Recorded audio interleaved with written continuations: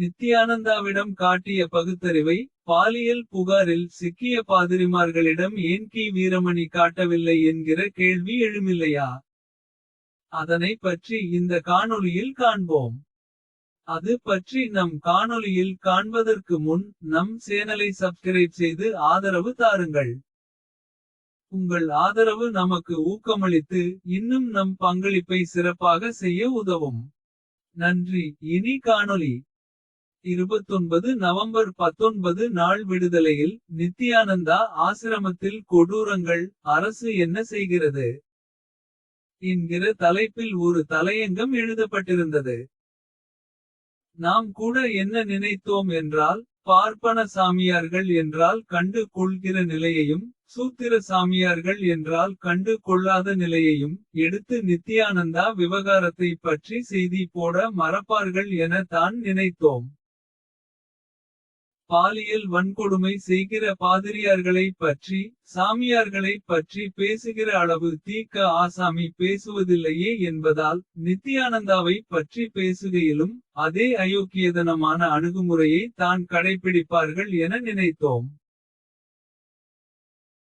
ஆனால் அவ்வாறில்லாமல். இந்து மதத்தை சேர்ந்த சாமியார்கள் யாராகினும். பார்ப்பன சாமியார்கள் என்றோ சூத்திர சாமியார்கள் என்றோ பாகுபாடு பார்க்காமல் யாராக இருந்தாலும் கடுமையாக விமர்சிப்போம். பாலியல் வன்கொடுமைக்காரர்களாக கிறிஸ்தவ மத போதகர்கள் இருந்தால் மட்டுமே அதை விமர்சிக்காமல் இருக்கிற பித்தலாட்டத்தை செய்வோம் என சொல்லாமல் சொல்லி இருப்பதாகவே அந்த தலையங்கம் நமக்கு அறிவுறுத்துகிறது. அதே நேரம் கோடிக்கணக்கான சொத்தை வைத்துள்ள சாமியார் நித்யானந்தா. பிச்சைக்காசு ஒரு 50,000 விடுதலை சந்தாவாகவோ அல்லது ஏதேனும் திராவிடர் கழக மாநாட்டிற்கு நிதியாகவோ. ரகசியமாக வீரமணிக்கு பிச்சை போட்டிருந்தால். நித்யானந்தா குறித்து தலையங்கம் எழுதாமல் விட்டிருப்பார்கள். நித்யானந்தாவுக்கு மன்மத விளையாட்டு தெரிந்த அளவுக்கு இம்மாதிரியான அரசியல் விளையாட்டு தெரியவில்லை என தான் சொல்ல வேண்டும்.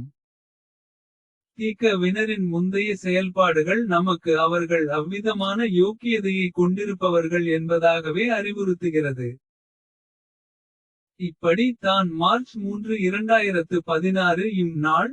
கிறிஸ்தவ மத போதகர் எஸ்ரா சர்க்குணம் வீரமணிக்கு. திருச்சி சிறுகனூர் திராவிடர் கழக மாநாட்டு நிதியாக ரூபாய் 50,000 வழங்கினார். நிதி வழங்கியதற்கு கை மேல் பலன் கிறிஸ்தவர்களுக்கு உடனடியாக கிடைத்தது. கிறிஸ்தவ வழிபாட்டுதலங்களில் கன்னியாஸ்திரிகளிடம் பாலியல் வன்கொடுமை நடந்தாலும் சரி. கிறிஸ்தவ கல்வி நிலையங்களில் மாணவிகளிடம் பாலியல் வன்கொடுமை நடந்தாலும் சரி. அதை பற்றி வீரமணி பேசுவதில்லை என்பதை அறிய முடிந்தது. சென்ற வாரம் கூட பள்ளி மாணவிகளுக்கு ஆபாச வீடியோ. கோவையில் மதபோதகர் கைது என்றொரு செய்தி வந்தது. கோவை காந்திபுரத்தில் புனித மரியன்னை அரசு உதவி பெறும் உயர்நிலை பள்ளி செயல்பட்டு வருகிறது.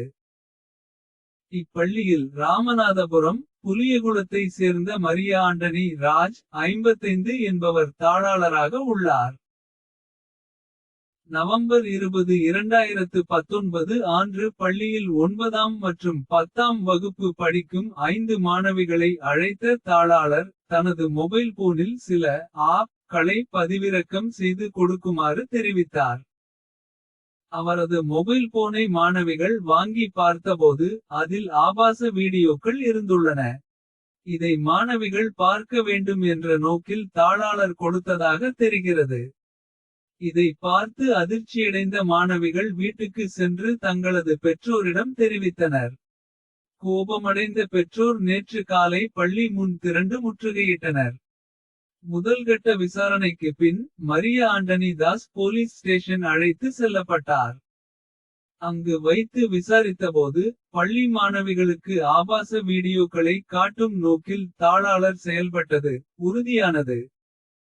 இதையடுத்து அவர் மீது ஒரு மாணவியின் பெற்றோர் புகார் அளித்தனர்.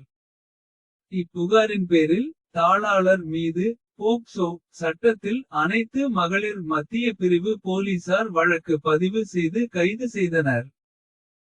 கைது செய்யப்பட்ட மரியா ஆண்டனி தாஸ் மதபோதகராகவும் இருந்து வந்தார் என்கிறது செய்தி. இந்த செய்தியை தீக்கவினரின் பத்திரிகை வெளியிடாமல் இருந்ததற்கும். நித்யானந்தாவை தண்டிக்க வேண்டும் என மட்டும் செய்தி போடுவதற்கு என்ன காரணம். கிறிஸ்தவர்களுடன் ஏதோ கொடுக்கல் வாங்கல் உள்ளது என தானே அர்த்தம். இந்த இழிவான அறிவுடன் பகுத்தறிவு காட்டுபவனால் மக்களுக்கு என்ன நன்மை பயக்கும்.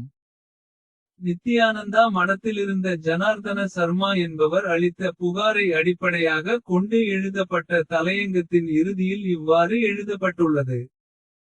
மதத்தின் பெயரால் ஆன்மீகத்தின் பெயரால் இன்னும் என்ன கொடூரம் நடக்க வேண்டும். மாநிலம் தாண்டி இந்த காவி காமுகன் சுற்றித் திரிகிறார். காவல்துறை கைகட்டி சேவகம் புரிகிறதா. மத்தியிலும் இருப்பது கார்ப்பரேட் மற்றும் சாமியார்கள் ஆட்சி என்பதால் எதையும் செய்து விடலாம் என்ற செருக்கு தலைக்கு மேல் கொம்பு முளைத்து சீறுகிறதா. படித்தவர்களே பாழும் பக்தியால் பகடைக்காய் ஆகலாமா. ஆன்மீக அரசியல் நடத்த போவதாகவும் சிலர் இப்பொழுது புறப்படுகிறார்கள். எச்சரிக்கை எச்சரிக்கை என முடிக்கிறது. ஆன்மீக அரசியல் பேசிய ரஜினியை சந்தடி சாக்கில் விமர்சித்துவிட்டோம் என தீக்கவினர் அல்ப சந்தோஷமடைந்திருக்கக்கூடும். மத்தியில் இருப்பது கார்ப்பரேட் மற்றும் சாமியார்கள் ஆட்சி என்றால் நித்யானந்தா எதற்கு நாட்டை விட்டு ஓடி போக வேண்டும் என்று யோசிக்கிற அறிவு தலையங்கம் எழுதிய நபருக்கு இல்லாமல் போனது. நித்யானந்தாவுக்கு காவல்துறை கைகட்டி சேவகம் செய்வதை எந்த தீக்க காரன் பார்த்தான். சேவகம் செய்வதாக எழுதுகிறான். பாலியல் வன்கொடுமை பாதிரியார்களை தீக்க காரன் காப்பாற்ற முனைவது போல். சாமியார்களை யாரும் பாதுகாக்க கங்கணம் கட்டி கொண்டு அலையவில்லை.